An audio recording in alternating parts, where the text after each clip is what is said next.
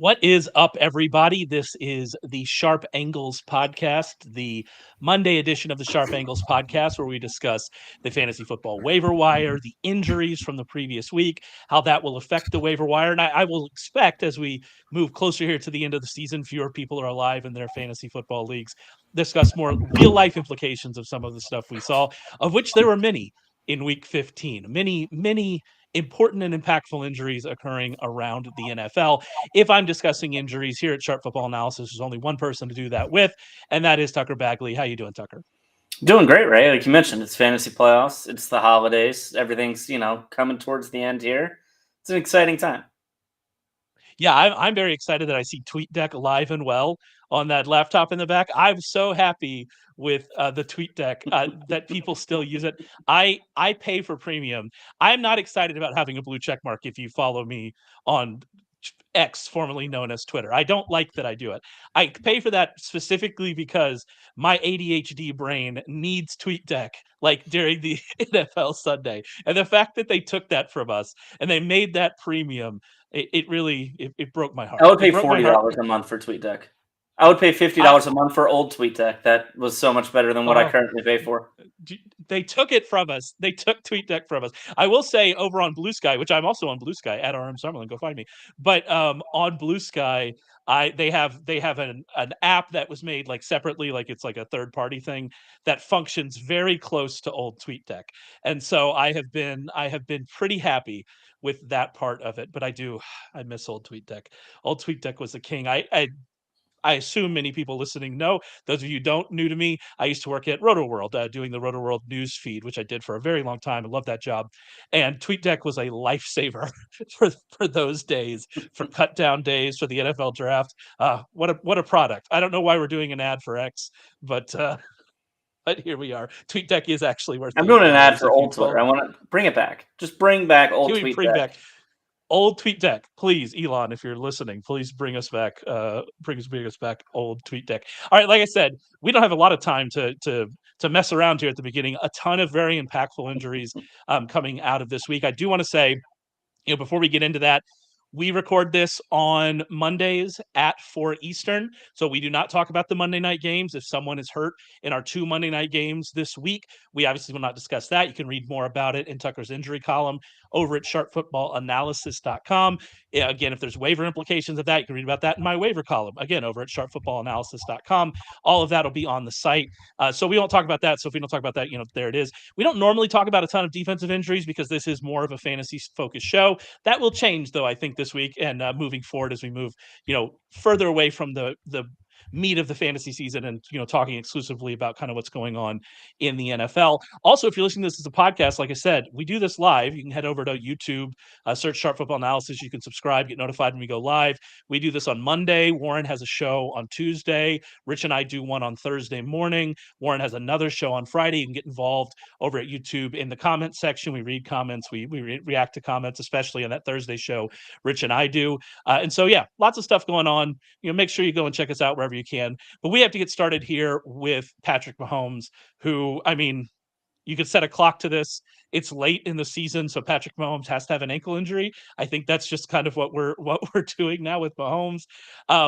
It was an injury that, knocked him out of the game. We saw him getting taped on the sideline, but he never came back. We saw Carson Wentz close out that game. And so it's raised a lot of kind of questions about where we are here with Mahomes. So what's the latest on him? What's the news on him? Do we think he's playing, this week? They're on a short week playing on a Saturday. What do we think about this Mahomes injury?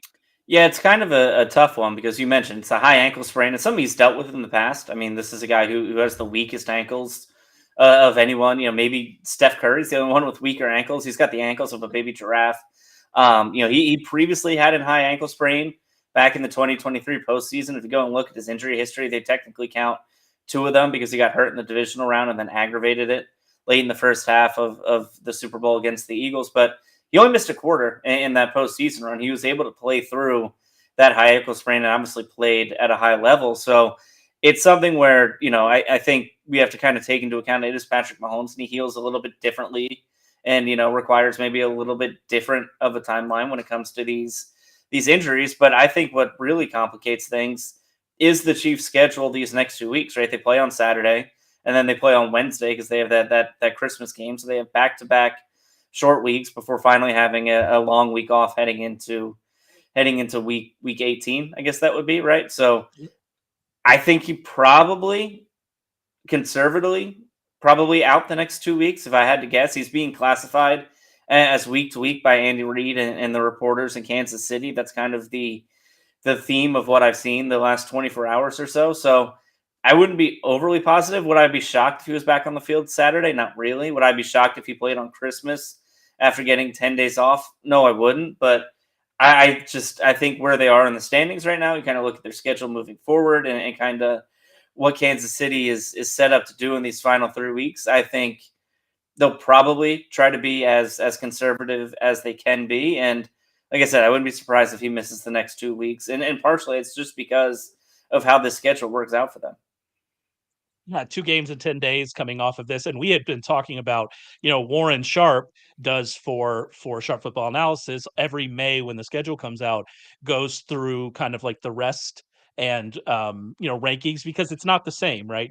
If you're playing a team coming off a bye, you're at a rest disadvantage there. If you're playing a team coming off a Monday night game, you're at a rest advantage, things like that. And he goes through the whole schedule and checks that out.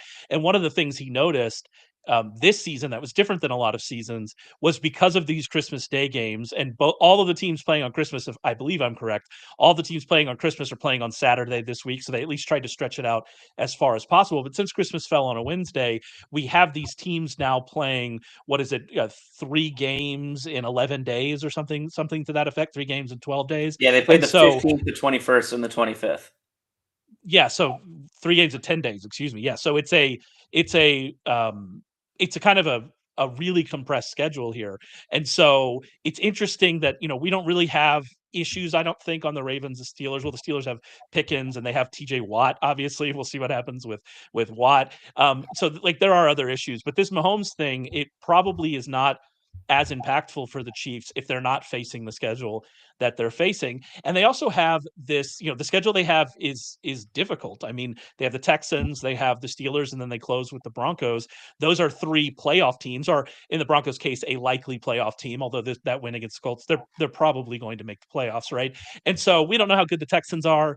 They're going to win their division because of the division they play in, but we'll see how good they are. The Steelers, we'll see if they can get Pickens back for that game. Again, the Broncos played the Chiefs tough, and then probably should have beat the Chiefs. And so we'll see kind of where they are in those 3 games.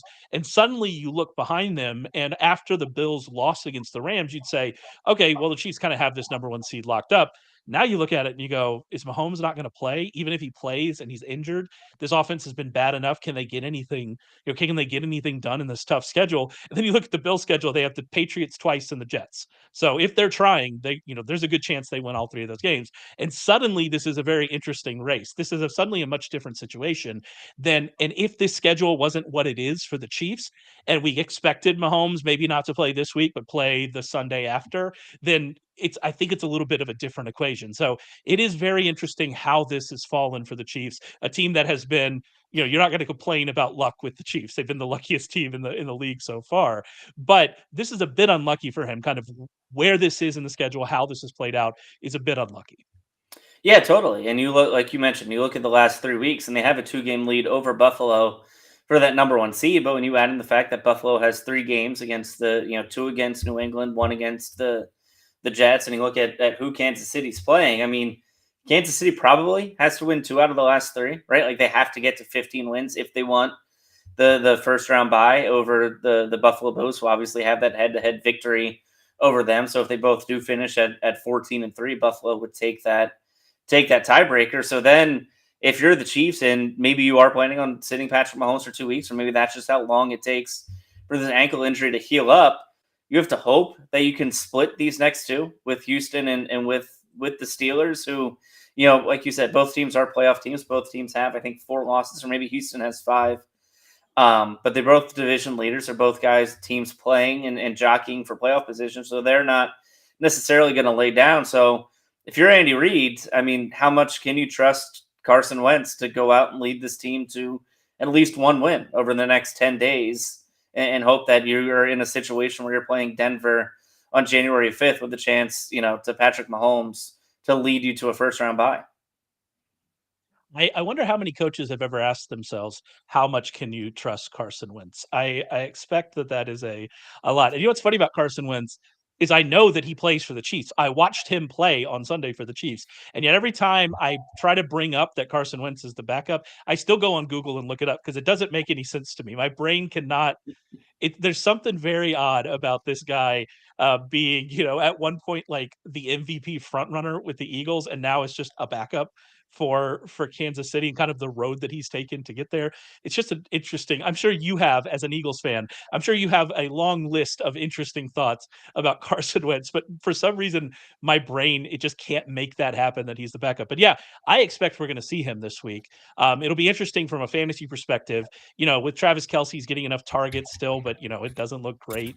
I assume that, if you were relying on him, there's a chance that you may have lost before this, but you probably have to play him. We'll see kind of the backfield situation continues to be murky. DeAndre Hopkins continues to not really play as much as we would like. We saw Xavier Worthy have a good game. Can you trust him? We haven't been particularly excited about anybody in this offense to begin with Mahomes. You're certainly not excited about them if Wentz is the guy that's going to play. And it's like we said, I mean, it's not a terrible matchup against the Texans, right? Then that matchup against the Steelers, that's not ideal. And so it's a tough spot all around from a fantasy perspective, from a real life perspective. It's interesting. And if we're continuing on this real life perspective, we should talk about the Lions, and we should get started here with David Montgomery. Suffered a knee injury. It seems like it's going to be season ending. It's a tough situation for Montgomery. But then there are layers to this as well when you talk about all of the other injuries that were suffered by the Lions, and this kind of now, I think we have to describe it, devastating loss to the Bills. Yeah, I mean, just in general, their defense and what they've kind of had to withstand. And Aiden Hutchinson's obviously the big name.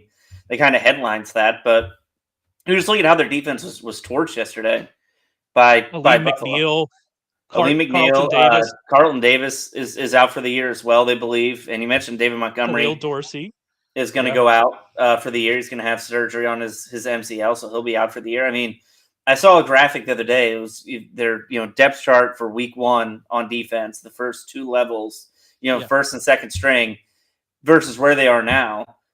And they've just been decimated, right? Like, I think if you look at their defensive starters, they've had 7 or 8 defensive starters go out. If you look at backups, I mean, I think they had something like 13 defensive players on the IR last week, and now you're going to add 1, if not 2 more, in Aleem McNeil and Carlton Davis both out. So, I mean, it's just unfortunate because this is a team that, they're still playing at a high level. They still put up about 42 points yesterday on offense, although that last touchdown kind of came in garbage time after the game was over. But, I mean, this is a team that has fought through everything, and you kind of look at the depth on their defensive line, or really their front 7 on defense just isn't there anymore. And, Dan Campbell, and I read other things today that says, well, he has to adjust. I mean, at some point you just kind of run out of bodies. And that's kind of where Detroit is now, where it's not so much, man, we lost a star, next guy up. I mean, you've lost your starter and the next guy up. And in some cases, the guy after that, and you're pulling guys off the street who maybe weren't employed 3 or 4 weeks ago and thrusting them into a situation where they have to play, 50 plus snaps a game. And, I just think it's really unfortunate for a Lions team that all season, I think maybe until this week, we're undoubtedly the best team in football. And now they're limping into the postseason, and you kind of look at how the schedule might line up, and maybe they won't even have the first round bye, depending on how things shake out with them. And Minnesota, they play Chicago, I think, too, which could be a tough game. And it's crazy to see a team that's played so well just limp to the finish line and just be devastated by this bad injury luck. Yeah, and we actually keep track of all the players on injured reserve on the website on Sharp Football Analysis, when they're eligible to come back, all of that stuff. And I'm just kind of going through the list now. And we've got John Kaminsky, Marcus Davenport, Derek Barnes, Aiden Hutchinson, Kyle Pecco, Jalen Reeves-Maybin, Alex Anzalone, Melifonwu, Rakestraw was their rookie corner, Malcolm Rodriguez, another linebacker, Makai Wingo, another defensive lineman. It's just, and I mean, obviously, like we said, those names we talked about with Carlton Davis and Khalil Dorsey and Aleem McNeil, we're adding that to the list now. That's unbelievable. Like, it's just unbelievable. I feel so bad for this team and kind of what it looks like. And we saw they were just like, when people talked about Dan Campbell's decision to have that onside kick, I probably would not have done that. It does fit in Dan Campbell's DNA. That is who Dan Campbell is as a coach. For good, for mostly, I want to say mostly good, sometimes bad. That is who Dan Campbell is as a coach. So I get that he did that. It would have been better if we didn't have this absolutely dumb onside kick rule where you have to announce that you're going to do it ahead of time. They have to figure that out. It can't just be like, oh, a literal miracle when you recover an onside kick. Like that can't be what we're doing anymore. We have to figure that out. But like I probably wouldn't have done that. I get why he did it though, because it didn't look hard for the Bills. And again, that's not saying anything about Aaron Glenn. That's not saying anything about the guys that are still playing for Detroit. But at some point, you just reach a level where you can't do anything anymore. You don't have the guys to go out there and do anything. And the Lions are at that point now. And I mean, the way the Bills were able to just run through them, the way that Allen was just able to do whatever he wants. By the way, though, I mean, Josh Allen has ascended to a just absolute another level over the last 2 weeks. Like he's gone Super Saiyan I'm sorry, I exposed my nerd a little bit there, but he's gone Super Saiyan over the last 2 weeks. Like it's unbelievable that what we've seen from him and what he's been able to do. But it certainly helps that he went up against, the Rams and then this version of the Lions defense. And so, yeah, it's a really tough situation. And I'm kind of bummed by it because I like the Lions. The Lions fans are so long suffering, and maybe they're able to turn it around. They got a good coaching staff. Maybe they're able to figure this out. But it is what we saw yesterday was disheartening for, as you said, a team that had looked like the best team or at least one of the best teams in football. And so it's just, it's disappointing. Yeah, and maybe they do overcome it. Like I've always held a belief that in sports, to kind of overcome a huge title drought, sometimes you have to overcome some seemingly insurmountable odds on your road to do so, right? Like think about the Eagles lost Carson Wentz, won with Nick Foles. Even you go to baseball, right? The Red Sox were down 3-0 to the Yankees in the ALCS and came back and won. So it happens. Like it maybe just this is another layer to a great story and a great season for Detroit. But right now, I mean, with 3 games to go, you kind of look at who they have on the schedule. They're in Chicago this week. Then they go to San Francisco. And then they host Minnesota with a chance. That might be an NFC North title game with the 1 seed on the line. I mean, that might be the biggest game of the regular season, depending on how these next 2 weeks shake out. And, we just don't even know who's going to be playing for them on defense right now. I mean, their depth chart, if you go to, ESPN or anywhere, it's littered with guys on the IR, especially on that defensive front. And yeah, I don't know how this coaching staff or, really any coaching staff would be able to overcome losing this much talent this late in the year. Then from a fantasy perspective, I mean, there's no waiver takeaway here. I mean, if you want to try to get excited about Craig Reynolds, I guess you can. We've seen in the past, we don't have a ton. It's not like it's a massive sample. It's only 3 games, but we saw last year when David Montgomery missed time that it was just Jahmyr Gibbs. It was the Jahmyr Gibbs show. And I want you to remember he was a rookie when this was happening. It was pretty early in the year too. I think it was like week 3, week 7, and week 8. That's right. That Montgomery missed time, and Gibbs just dominated the work. He averaged 23 touches per game in those contests. He had at least 18 in every game. He averaged 132 yards from scrimmage with a touchdown in 2 of the 3 games. And then you look at the Lions, just production from a backfield stance, and we saw Gibbs have another good game in this one against the Bills, even though the running wasn't really there. But Lions running backs are second in the league in yards from scrimmage. They're first in touchdowns by a long way. The Lions backfield has 23 touchdowns. The next closest teams are the Bills and Commanders with 17 touchdowns apiece. And so you look at this, and if you want to make a case and say they've been a 2-headed backfield, and you want to say maybe try to get cute with Craig Reynolds, your team is probably good enough if you're in the fantasy semifinals that you don't have to do that. If you're taking a bet on Craig Reynolds, you're like, okay, I hope this guy gets a touchdown, because this is probably going to be the Gibbs show. And the bigger fantasy takeaway from this is that when Montgomery is out, Jahmyr Gibbs is like the overall running back 1, not a running back 1, the overall running back 1. That's the kind of what we can expect from him moving forward. So I haven't looked at DFS pricing for this week. Maybe that's a place where you can take advantage of this, and kind of see what we're going to do here. And a good matchup against the Bears. The Bears defense have been better against the pass than the run. And so, maybe that's the fantasy takeaway. But from a fantasy perspective, there's not a lot there. I do like you mentioned the Vikings. The Vikings play on Monday night. As I said at the top, we record this before that game. We don't know if they're going to win, but I believe it's a little odd with the tiebreaker with the Eagles, but I believe if the Vikings win out, they would win the number 1 seed. They control their destiny in that respect because of that game in Week 17, and that would be amazing. That would be incredible if a Sam Darnold led Vikings team ended up like with the number 1 seed. That would be an NFL storyline that I think I would remember the rest of my life. It would be more impressive than that Case Keenum's Vikings team. I think that would be really impressive. Yeah, I think the way the tiebreakers work out, because the Eagles have 2 losses in the NFC, that they can't win a tiebreaker with 2 losses. It kind of works out so that if all 3 teams are 15-2 or 14-2 heading into Week 18, the Eagles are kind of screwed out of that number 1 seed. Yeah. An Eagles fan said screwed. I want to be. Yeah, I realized that was harsh as I said it. Well, maybe if Saquon Barkley caught the ball against the Falcons, they'd be 16-1 and it'd be all right. We wouldn't worry about it. Yeah. What a terrible sighting, Saquon Barkley. Penn State legend Saquon Barkley has been for y'all. Let's actually talk about the Eagles here because they do have an injury. It's not one that is going to lead to missed time, but I do think it's an interesting thing to talk about with Jalen Hurts' broken finger because he said after the game that it did affect him. It's on his non-throwing hand, but he said after the game, if I'm remembering correctly, and I saw this quote correctly, that it is affecting him, which is interesting thing for your starting quarterback to say.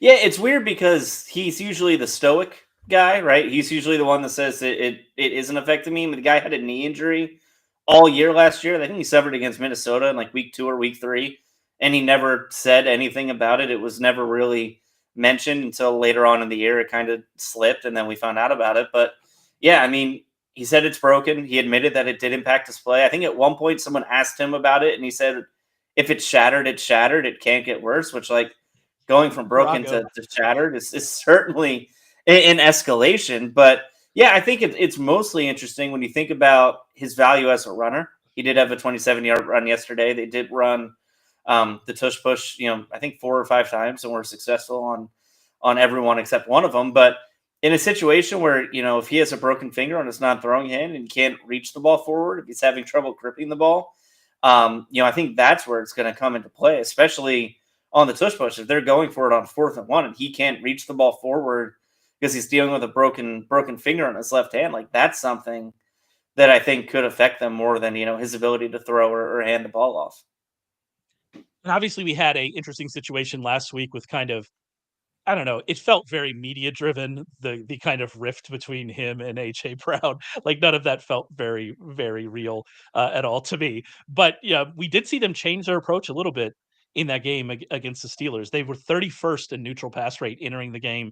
They were tied for 17th in week 15, which obviously, tied for 17th is not like you're like a pass heavy team, but that's going from one of the most run heavy teams to somewhere in the mid pack. That is, a change. Hurts had his most dropbacks in a game since week 3. It is funny that this, what led to this change and whether this change will stick around. Obviously, it's one game, things can change moving forward. But the fact that it is a neutral pass rate, I'm taking out the fourth quarter, I'm taking out some of those situations in my filter that I used for this.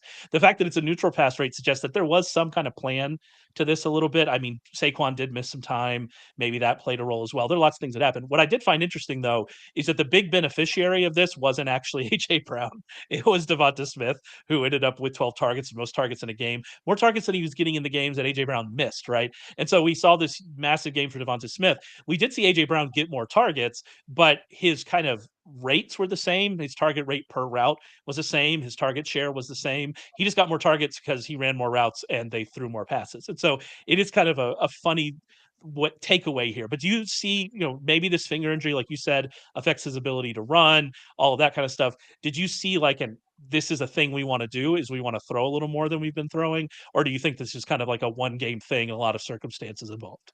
No, I think they understood. I mean, they had 88 net passing yards last week, and obviously they've been winning. They haven't necessarily needed to throw the ball, but you look ahead to the postseason, and maybe you do end up in a shootout, and all of a sudden you can't get away with only completing, 10 or 11 passes. So I do think it was an emphasis for the team this week, and I think also you kind of look at the opponent, right? Like Pittsburgh's been really good against the run this season. I think they're 5th in the NFL in yards per carry allowed. So I do think that was part of it, was, just the the opponent and the fact that maybe we can't just sit here and run the ball 35 times and Saquon Barkley will break a couple and it'll be fine. Like they clearly went into the game with more of a passing focus or a pass heavy focus, especially in the first half. And it's funny you mentioned AJ Brown's like target share earlier in the week. Last week I was looking to see where are these targets disappearing. His target share this year it's been the exact same and has been his first 2 years with the Eagles. The only difference is I think Jalen Hurts is averaging like 24 passes a game, and it was 31 each of AJ Brown's first 2 years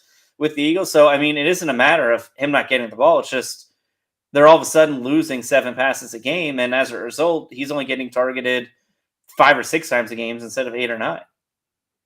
I brought that up on Thursday with Rich, is that all of his rate stats are the same. They're just not throwing, and especially not throwing in the second half. I think they were averaging like 7 dropbacks a game in the second half or something wild like that since the bye because they're winning. And if you're winning, you're going to run. I guess we should talk about Saquon because he came back to the game, but that was a concern for a little bit. But everything looks fine with Saquon, right? Right. We're not really worried about, whatever happened with that hit. Yeah, it was funny because he went into the medical tent very briefly, and then he was kind of just on the sideline. He had his helmet on. He was in the huddle, but never went in the game the final 13 minutes of the second quarter. Nick Sirianni was asked about it at halftime, and his response was, well, I think Kenneth Gainwell's good too, so we're going to rotate these guys. Like, okay, maybe Kenny Gainwell is okay, but he's not good enough to keep a guy who prior to the game was an MVP candidate. Like, him being on the sideline for 13 minutes is going to raise an eyebrow. And then after the game, Saquon Barkley said he was dealing with a little bit of a leg injury, but he felt fine. So it's probably a situation where maybe he's limited in practice on Wednesday or maybe Thursday, and maybe we get more clarification depending on what kind of injury designation he gets. But yeah, I don't think it's going to be a situation that forces him to miss time. Since I have an Eagles fan on the line, I want you to kind of talk about this a little bit because this team is so funny to me because they've won 10 games in a row. And yet all of last week, we're talking about like maybe there's a rift between the quarterback and the number one receiver.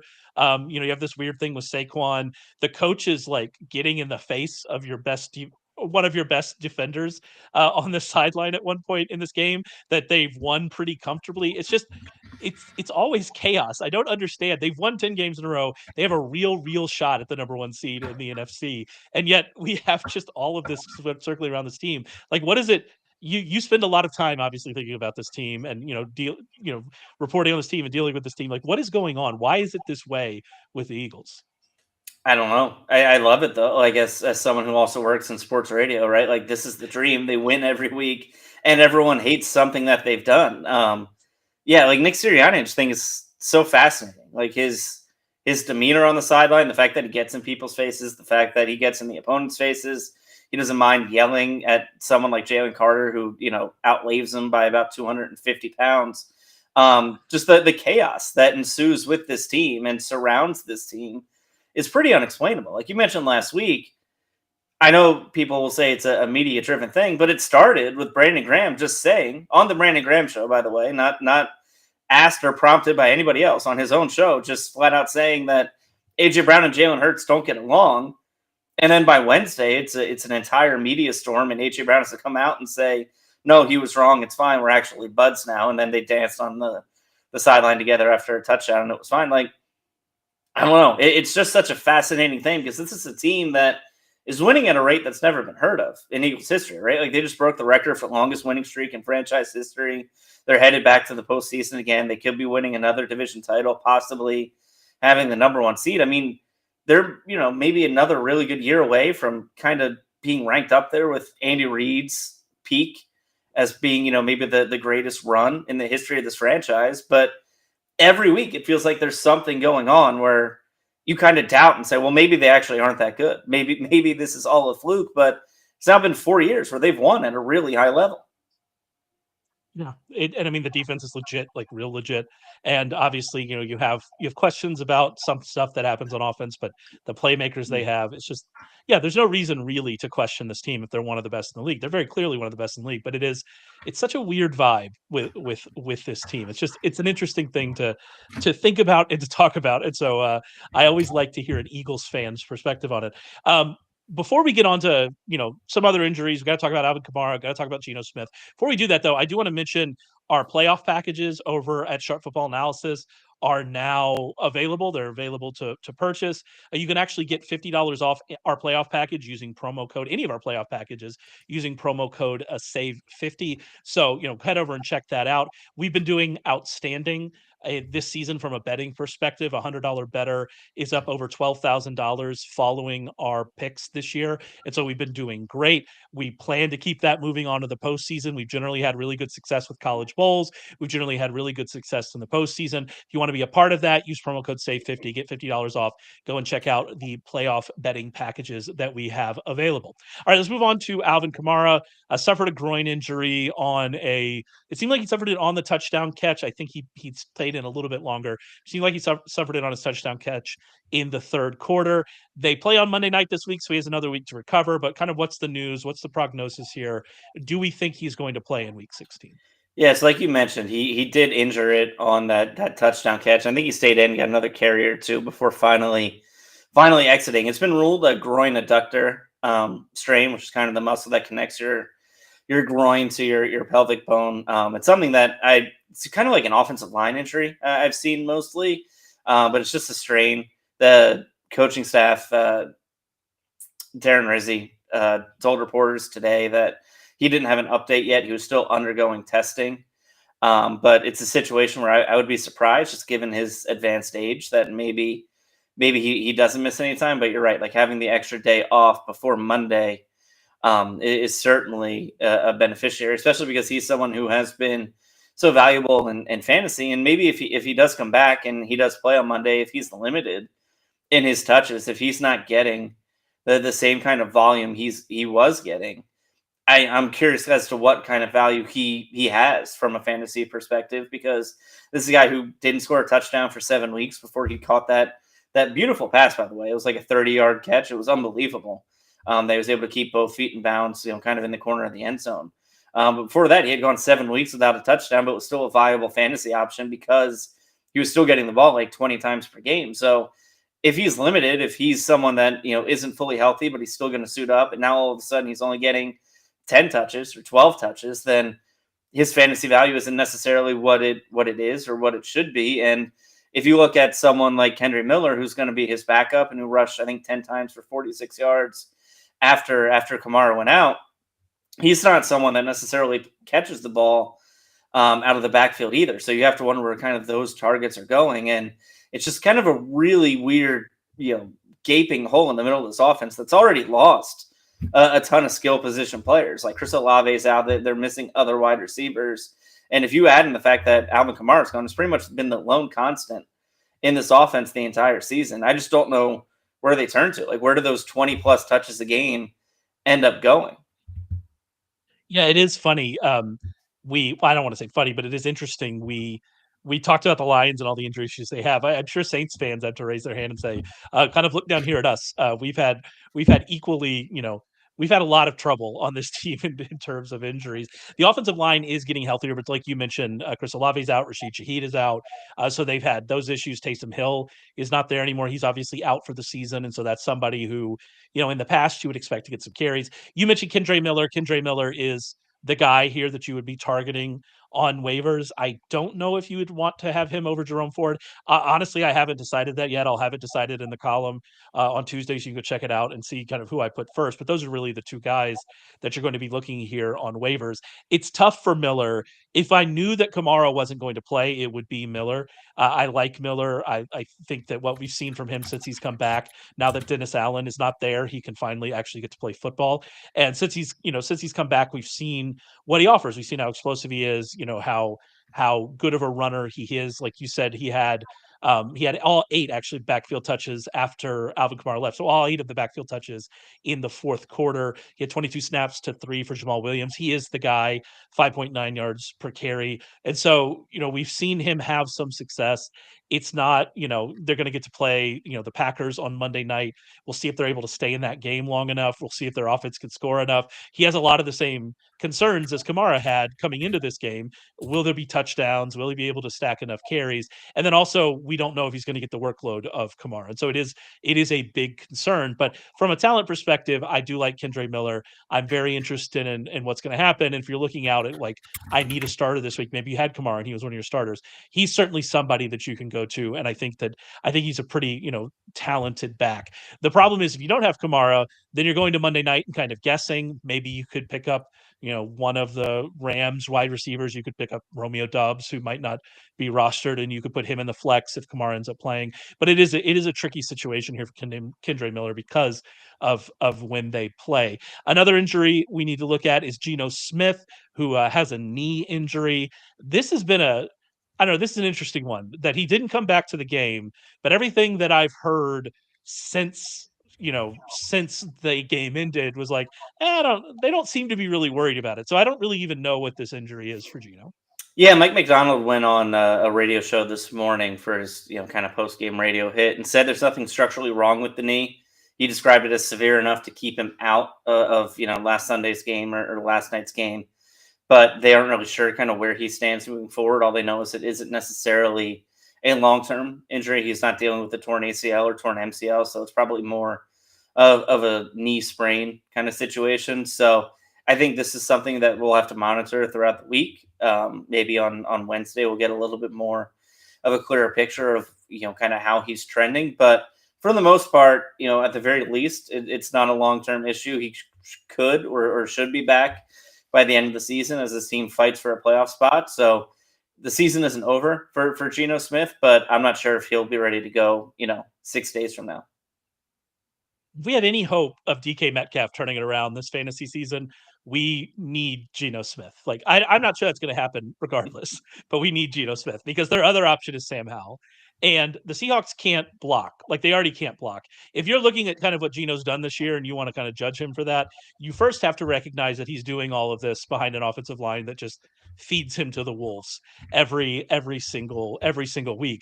And if that's going to happen to Sam Howell, it's just as we kind of saw on Sunday night. If that's going to happen to Sam Howell, it's not going to be pretty. He took 4 sacks on 19 dropbacks against the Packers. For the Commanders in 2023, he took a sack on 25% of his pressures, which was the 4th worst among qualifying starting quarterbacks. Just Bryce Young, Zach Wilson, and Jake Browning were worse than him in terms of sacks to pressure rate.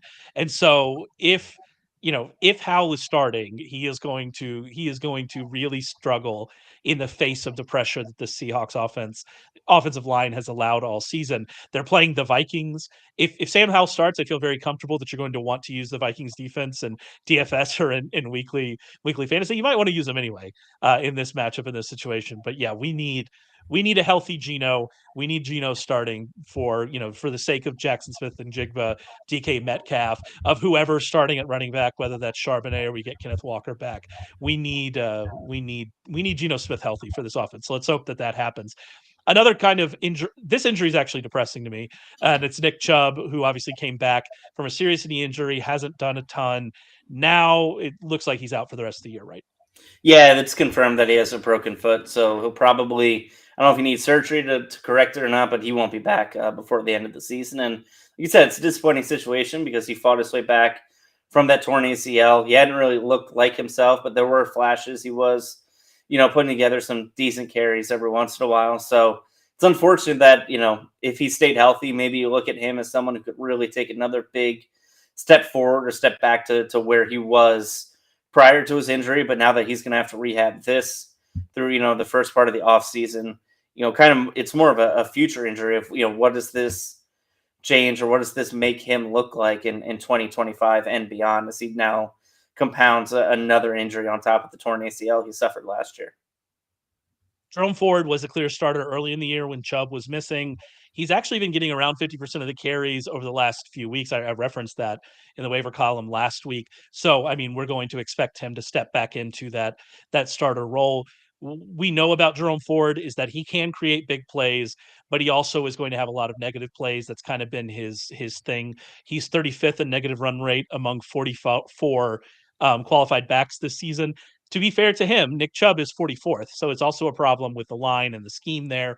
But Ford was dead last in negative run rate in 2023. He was worse than Kareem Hunt. He was definitely worse than Nick Chubb before the injury. This is kind of a Jerome Ford thing. That said, if you get him a lane, as we saw on Sunday, he can take it to the house. He can create big plays. And so if you are playing Jerome Ford, they're playing the Bengals. If you're playing him, you're kind of hoping for that. I will say the Bengals defense has not been good, but they have not been as bad against against the run.